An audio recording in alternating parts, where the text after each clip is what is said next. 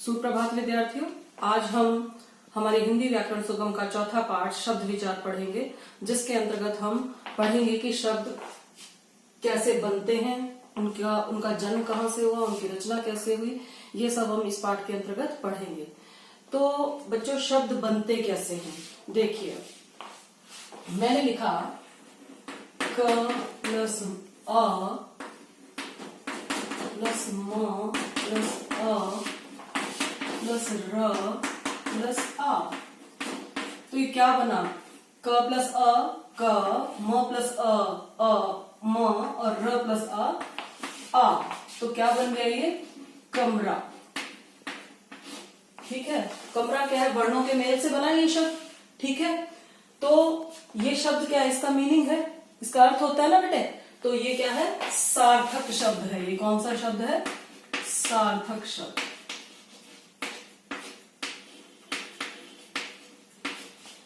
तो दो या दो से अधिक वर्णों के सार्थक व व्यवस्थित मेल को हम क्या कहते हैं? हम उसे शब्द कहते हैं। जैसा कि आप जानते ही हैं बेटा कि हम अपने भावों और विचारों को प्रकट करने के लिए शब्दों का प्रयोग करते हैं। ठीक है, तो शब्द बनते कैसे हैं? शब्द वर्णों के मेल से बनते हैं। ठीक है, और शब्दों के सार्थक व व्यवस्थित समूह को हम शब्द कहते हैं। ठीक है, शब्द दो प्रकार के हैं, सार्थक और निरर्थक। अब देखिए निरर्थक शब्द कैसे? र धन अ धन क धन अ धन रा धन आ। क्या बना? ये बना र क म। र क म, ये क्या बन गया? रकमा। बेटे रकमा कोई शब्द है क्या? इसका कोई अर्थ है? इसका कोई अर्थ नहीं है। तो ये कौन सा शब्द है? निरर्थक शब्द है। समझ में आ गया बेटा? तो ये क्या है? निरर्थक शब्द। तो शब्द क्या है? दो या दो से अधिक वर्णों के सार्थक व व्यवस्थित समूह को हम क्या कहते हैं? उसे हम शब्द कहते हैं। शब्द दो प्रकार के हैं, सार्थक व निरर्थक। सार्थक शब्द कौन से हैं? जिनका अर्थ निकले, और निरर्थक शब्द कौन से हैं? जिनका कोई अर्थ ना निकले। ठीक है, अब देखिए, मैंने इस बादल में शब्द लिए रमा, बगीचे, घूमने। ये क्या है? ये अलग अलग शब्द हैं।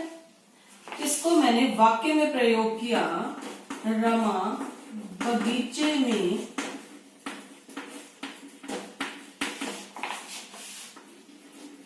घूमने जाती है।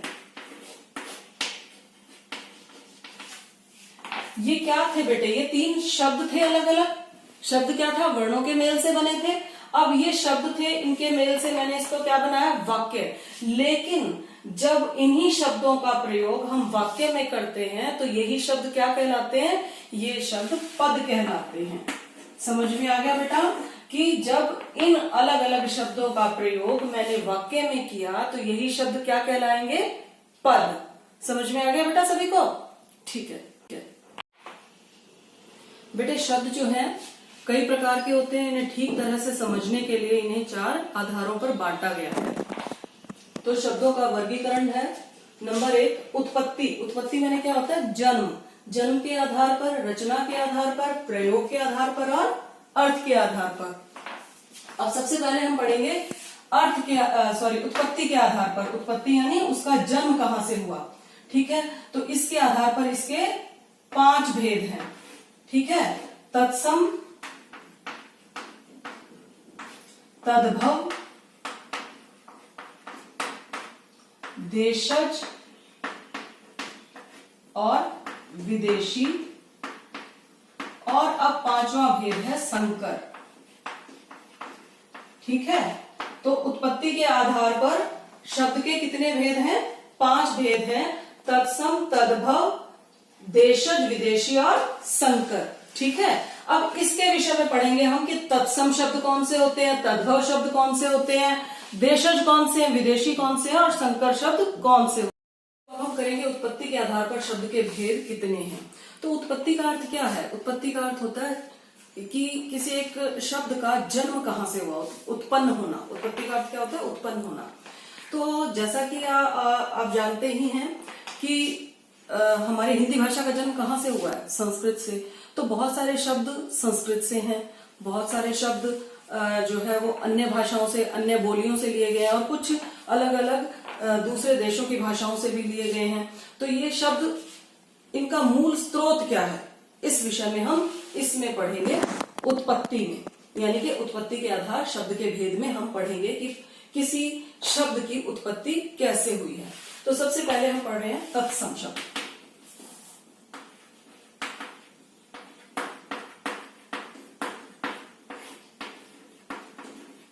ये दो शब्दों के मेल से बना बच्चों, तत् प्लस सम। तत् मैंने उसके, और सम का अर्थ है समान। अर्थात वे शब्द जो संस्कृत के शब्द थे और ज्यों के त्यों हिंदी में अपना लिए गए, वे क्या कहलाते हैं? वे तत्सम शब्द कहलाते हैं। ठीक है, समझ में आ गया? संस्कृत के वे शब्द जो ज्यों के त्यों हिंदी में प्रयोग किए जा रहे हैं, वो क्या कहलाते हैं? वे तत्सम शब्द कहलाते हैं। जैसे मयूर, घृत, हस्त इत्यादि। ठीक है, अब ये कौन से शब्द हैं? ये संस्कृत के शब्द हैं, किंतु उनका प्रयोग हिंदी में भी किया जा रहा है। ज्यों का त्यों, ज्यों का त्यों मतलब एज इट इज, तो वो क्या कहलाते हैं? तत्सम शब्द कहलाते हैं। अब हम पढ़ेंगे अब हम पढ़ेंगे दूसरा भाग। क्या है दूसरा भेद? तद्भव। ये भी दो शब्दों के मेल से बना है, तत् प्लस भव। तत् मीन्स उसके, भव मैंने उत्पन्न होना, उत्पन्न होने वाला।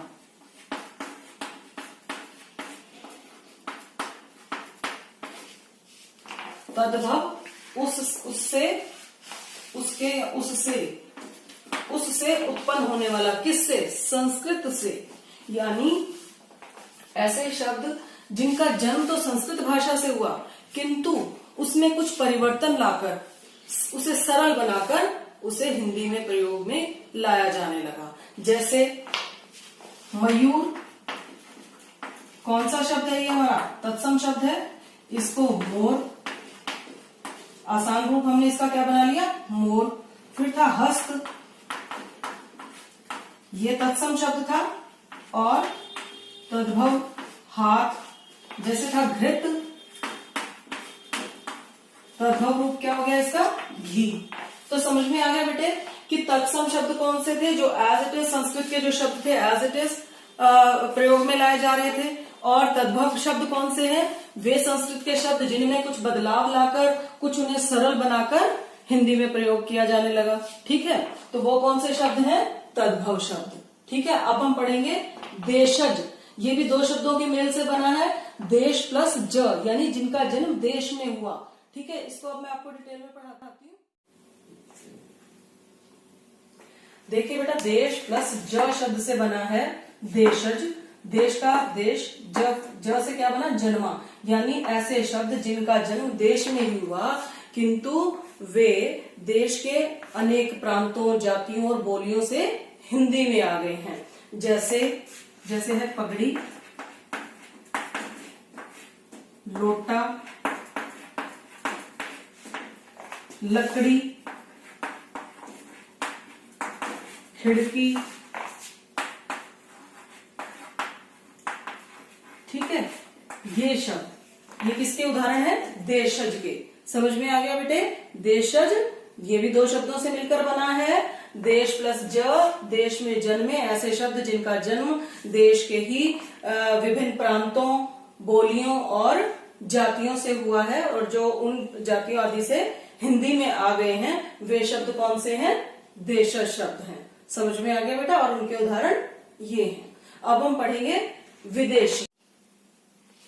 विदेशी भाषा, विदेशी शब्द। विदेशी शब्द कौन से हैं? वे शब्द जो विदेशी भाषाओं से हिंदी में आए हैं। ठीक है, विदेशी से हम कई बार ना हमारे माइंड में एक चीज आती है कि जो अंग्रेजी भाषा के शब्द हैं, खाली अंग्रेजी शब्द नहीं बेटा, अंग्रेजी भाषा के शब्द नहीं बल्कि अरबी, फारसी, अंग्रेजी, पुर्तगाली, तुर्की, चीनी, फ्रांसीसी, अनेक देशों की भाषाओं से जो शब्द हिंदी भाषा में एज इट इज अपना लिए गए हैं उनको हम क्या कहते हैं, विदेशी शब्द। जैसे अरबी भाषा का शब्द है दफ्तर, हम आम बोलचाल की भाषा में इसे प्रयोग में ला रहे हैं, औरत, आजाद। ठीक है, इसी तरह फारसी के शब्द हैं आदमी, नमक, शादी आदि। ये जो है ये शब्द भी हम प्रयोग में ला रहे हैं। अंग्रेजी भाषा के शब्द जैसे डॉक्टर, स्कूल, ट्रक, बस। ठीक है, पुर्तगाली शब्द हैं जैसे साबुन, गमला, चाबी, ये शब्द भी हम यूज कर रहे हैं। ठीक है, तुर्की भाषा के शब्द हैं तोप, गलीचा, चाकू। ठीक है, इसी तरह चीनी भाषा के शब्द हैं चाय, लीची। फ्रांसीसी भाषा के शब्द हैं काजू, कुपन। ठीक है, तो ये शब्द कौन से हैं, ये विदेशी भाषाओं के शब्द हैं जो हिंदी में प्रयोग में लाए जा रहे हैं। ठीक है, इसके बाद है संकर।